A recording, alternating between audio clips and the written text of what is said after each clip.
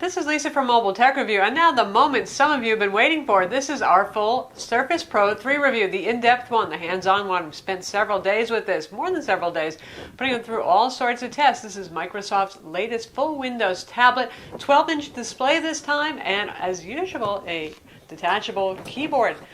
Viva la cyan. We're going to look at it now. Well, you don't see a laptop laid out like this very often, do you? That's what's different about this. This is Microsoft Surface Pro 3. It is a full Windows tablet with Intel Core CPUs inside and optional keyboard right here. So you can see it can function as a cover. Magnetic, it clips on right there. And when it comes to the keyboards, because it's getting a little confusing now that we've gone through 3 generations of these, the first one was called the Surface Type Cover. Then there was the Type Cover 2, and those work with both Surface and Surface Pro. This one is called the Surface Pro Type Cover because it only works with this Surface Pro model at this point. 12 inches rather than the smaller 10.6 inch of the previous Surface model, so difference in size is important to make sure you get the right one. And like I said, this one's not included. This is a $129 add-on, not in the box. So that's on top of the $999 for the Core i5 4 gigs of RAM, 128 gig SSD model that we have here, which is kind of the default model. There will be a Core i3 model, and there will be Core i7 configurations as well. Those won't be available until August 31st of 2014. Core i3 starts at $799. That's with 64 gigs of SSD storage. That's really not a lot of room. It wouldn't be my top pick unless you're really, really constrained for cache. The Core i7s get interesting because you can really trick them out and get up to 8 gigs of RAM and a 512 gig SSD. It won't be cheap, but you can do it. Now, there's also another Core i5 model available with 8 gigs of RAM and a 256 gig SSD. $12.99. That's a pretty sweet model as well, especially because this, just like the other Surface Pros, this is not really something that's terribly easy to open for upgrades yourself. If you take a look around it, it is a pretty sealed looking unit here, and so far Surface Pros have not been very serviceable devices. So though it might have an Msaa SSD drive in here, doesn't mean you're going to be getting in easily. RAM is soldered on board on this as well, so you cannot upgrade it after the fact. Get it with the amount of RAM that you need. For those of you who have no idea how much RAM you need, that probably means you'll be okay with 4 gigs, because those of you who've been exceeding 4 gigs know you've been doing so.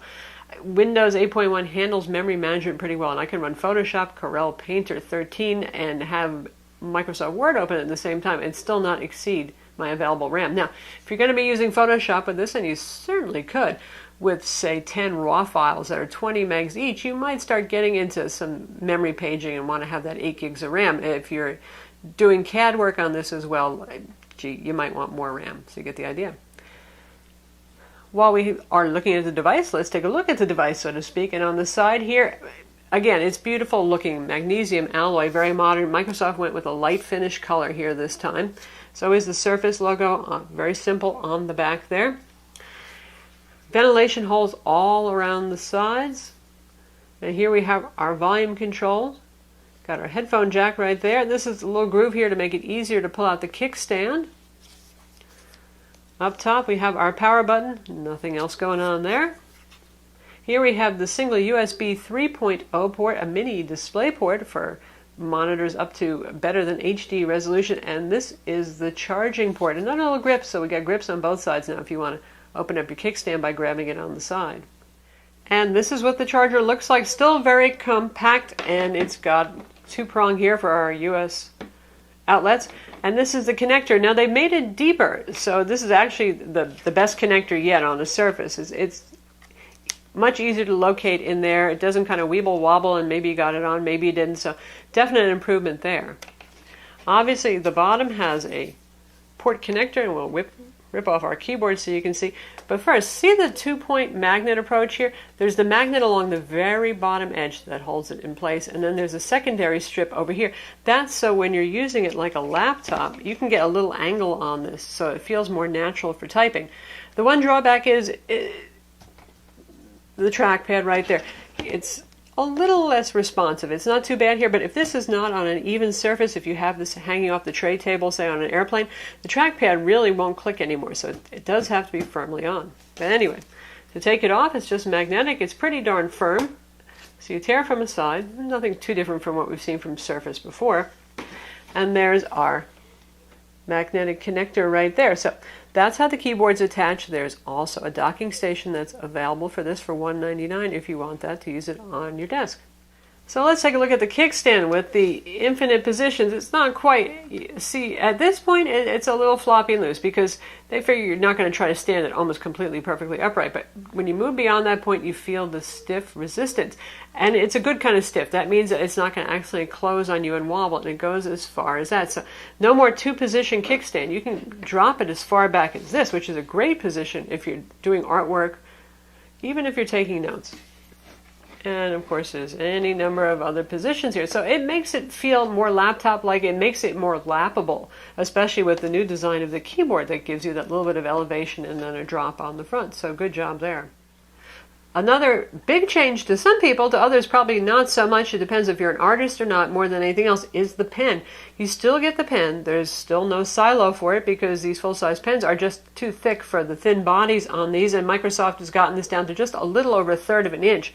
Really thin, very manageable weight, 1.76 pounds or so.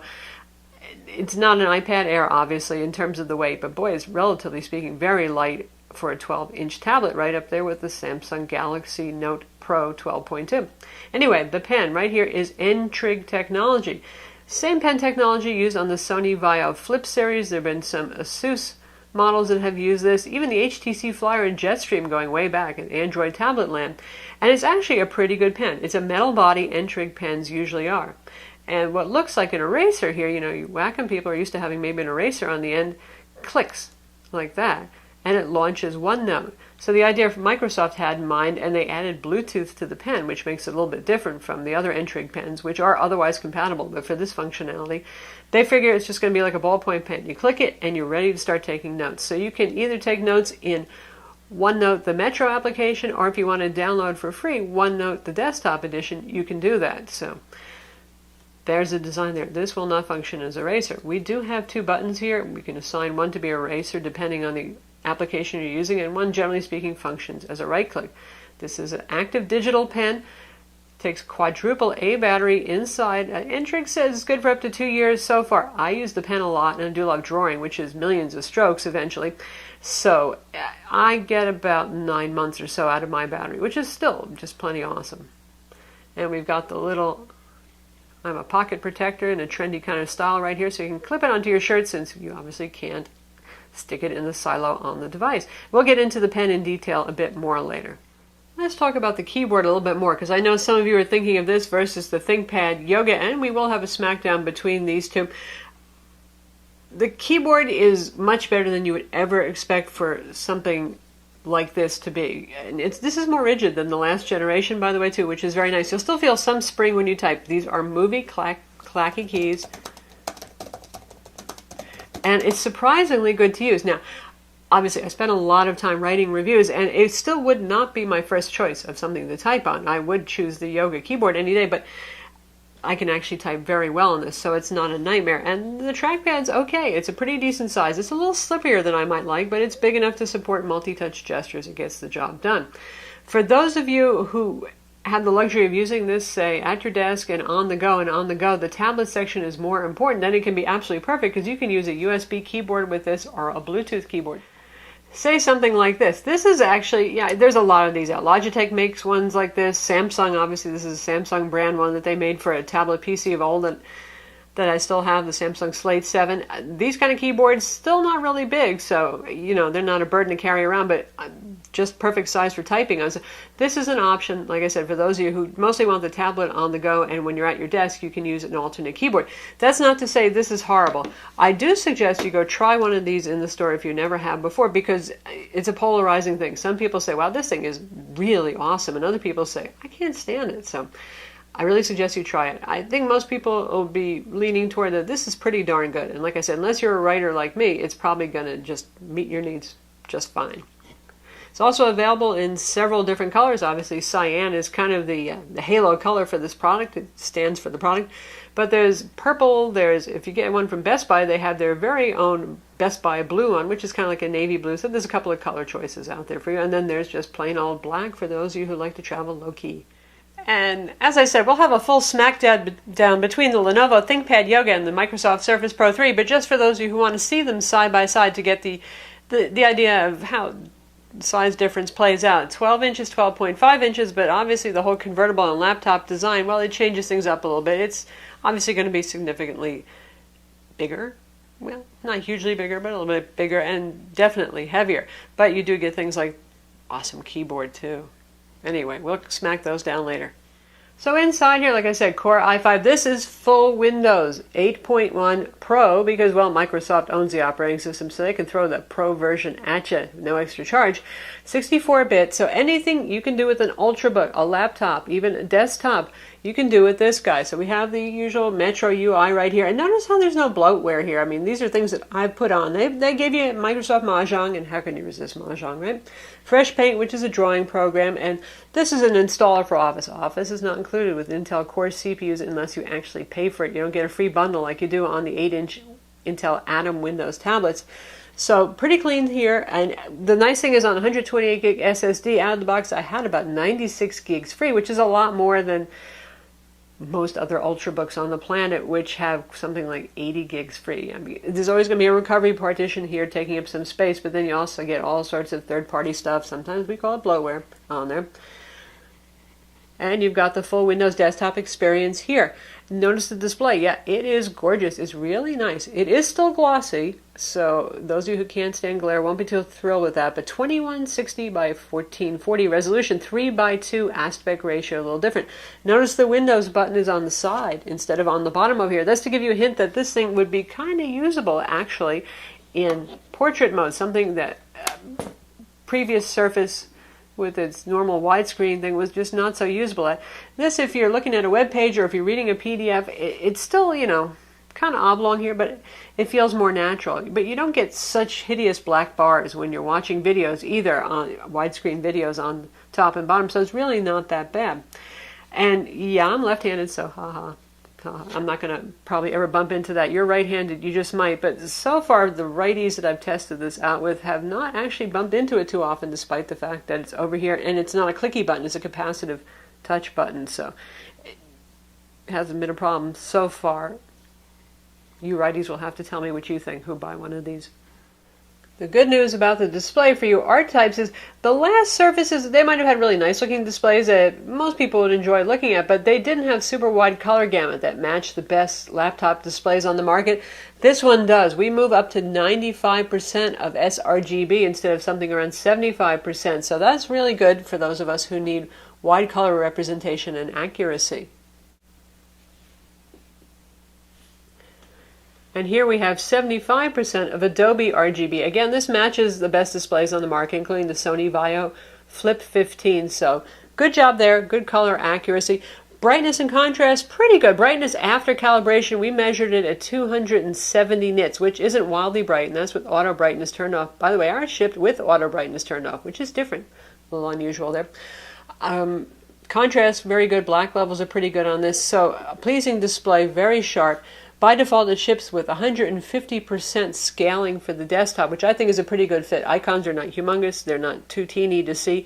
At 2160 by 1440, I don't think most people are going to run this at 100% resolution. That comes with the usual caveats about high DPI displays and Windows programs that don't really support it well yet, so you might see some teeny menu items here and there. More and more programs are starting to support scaling. Even Adobe says they're going to start doing it with Photoshop and the whole cloud suite of applications. Right now, the tablet is completely silent. Granted, it's not doing a whole lot, but we are keeping it awake and opening some pictures once in a while. It is a very quiet tablet. Now, we're going to demo Civ 5 in a while, and you'll hear the fan coming on. It's actually not as loud as my Surface Pro 2, which really was just whooshing right along.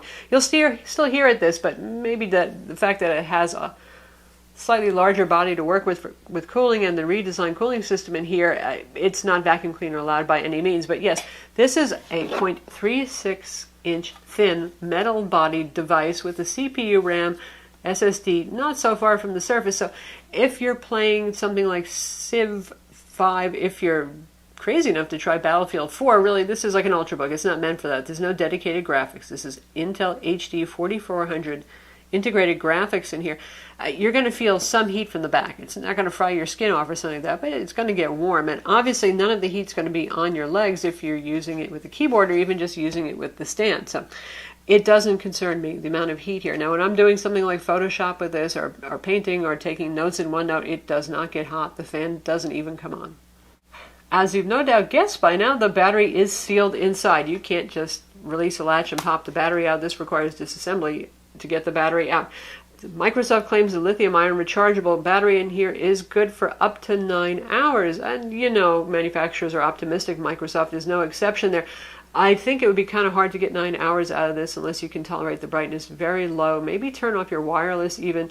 All sorts of stuff like that. I'm seeing around 6.5 hours or so, which isn't largely much different from Surface Pro 2, which actually after Microsoft's battery update did pretty well.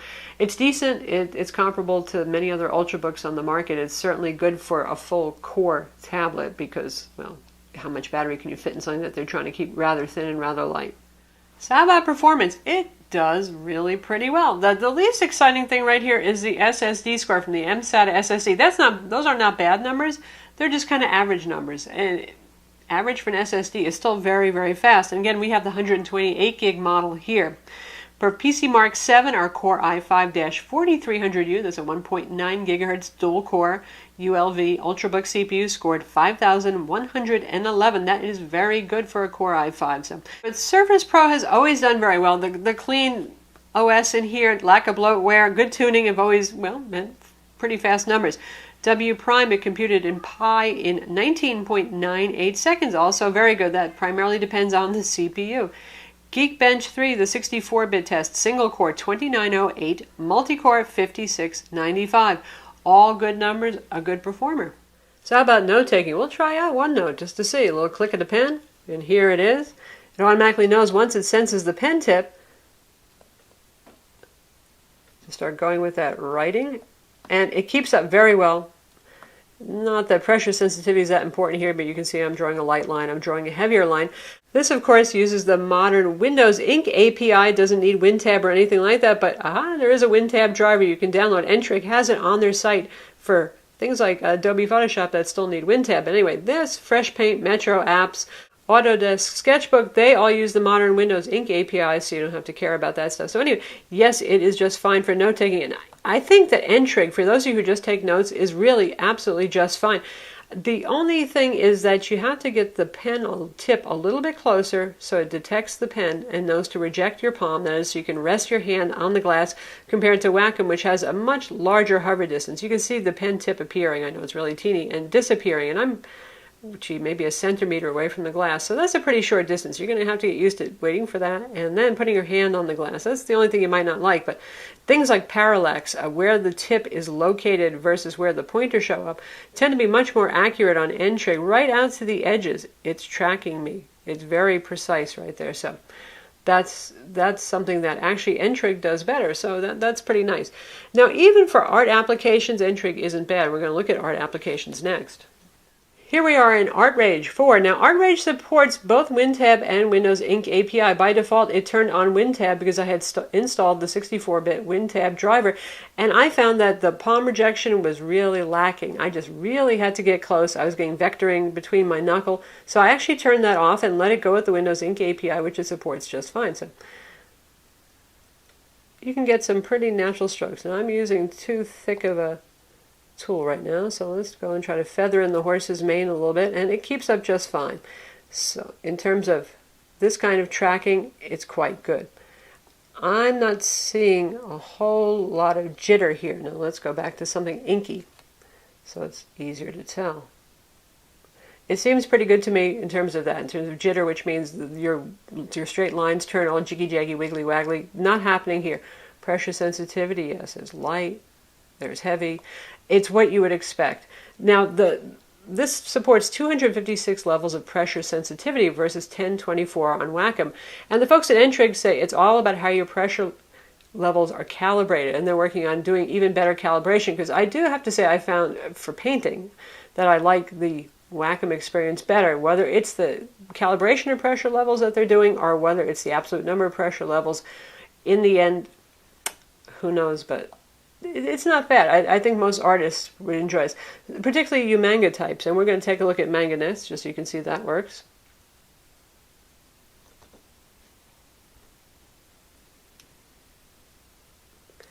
And here we have Manga Studio 5 going. And there's our light versus our heavy line. I'm using a thin drawing tool right now, so that works just fine. And for that style of illustration, I think N-trig works pretty well, because pressure sensitivity can be important, certainly, to comic style drawing, but it's not exactly the same thing as when you're trying to simulate an oil paint stroke or something like that. So if you want to have a little smiley guy here, there we go. Big heavy line. So yes, it works in Manga Studio 5 just fine as well. And we are running both Manga and ArtRage no problem there at the same time. Now here we have Microsoft Fresh Paint, which is a free Metro application. And when I first tested this out in our first look, the pressure curves were all screwed up. Now they're absolutely just fine. I'm painting on a virtual kind of parchmenty canvasy surface, so it's supposed to be a little uneven, but heavy lines are heavy. I'm not having to press so hard as to distort the glass and cause light pooling or anything like that. I know some of you saw that and you were a little worried that, oh my goodness, the display light pools, but that's because I was pressing so darn hard. If you press really hard, you might get a little light pooling on this glass, but really not much to speak of. So that works just fine as well. And now we're in Photoshop CS6, which will work just like the CC edition. See how teeny the menu titles are here? Now the menus themselves are bigger, so don't have a total panic attack.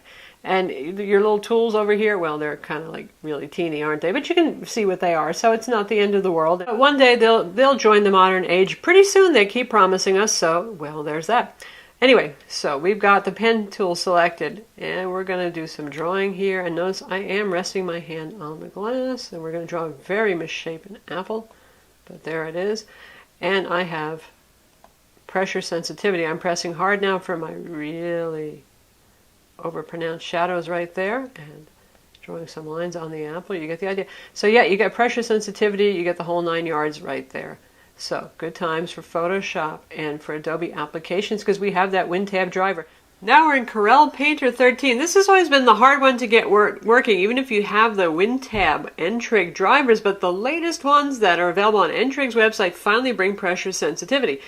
And I can go to the brush preferences right here, brush tracking, and you can see it's registering, changing the pressure scale as I do this. Now I have a fairly light touch. I'm not a heavy-handed person with the pen. So let's see how we do. If I do a light touch, it doesn't register. The pressure curves are not ideal, but they are obviously there. As I press harder, it gets fatter. I'm using a charcoal tool right now, but it will miss. It's not ideal. See what I'm doing right here? Say I was trying to fill in the hair on somebody. It's not going to do it unless you have a pretty heavy stroke, and then you get kind of fat lines on it. So I hope that they keep improving this with N-trig driver updates, maybe even another firmware tweak to change some of these things, but it's a start. This is the first time we've ever seen pressure sensitivity in Corel Painter 13, or X3 as it's also called. Now I had to uninstall and reinstall the driver a couple of times to get it to work, but you might have to do the same, you might not. And now it's fun time. But first, listen to those speakers. You know how Surface Pro always had like just okay speakers? This is 50% volume. This sounds really, really good. Civ 5, 2160 by 1440. We're running this at with the Gods and Thrones expansion pack on board. And we'll use our 2-finger scrolling here. Try and move my men. Works fine now. This world I haven't had enough chance to play is not too revealed yet, but still, it's playing absolutely just fine right here. And there's my guys, and I'll move them over here. This is pretty heavy on the CPU, more than on graphics, honestly, the turn-based strategy game. So that's what you're looking at here. Again, Intel HD 4400 integrated graphics on this, so it's not really for Crysis 3 at all. But for something like this, Left 4 Dead 2, Diablo 3, it's going to play just fine. And of course, this being a touch-friendly game, it's really fun. And you could even use the pen if you wanted, because they do say the pen is mightier than the sword if you want to play the game here, but I think touch is good.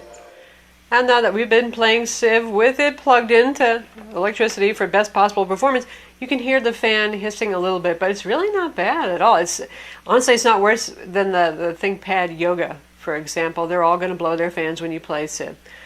So how about other features?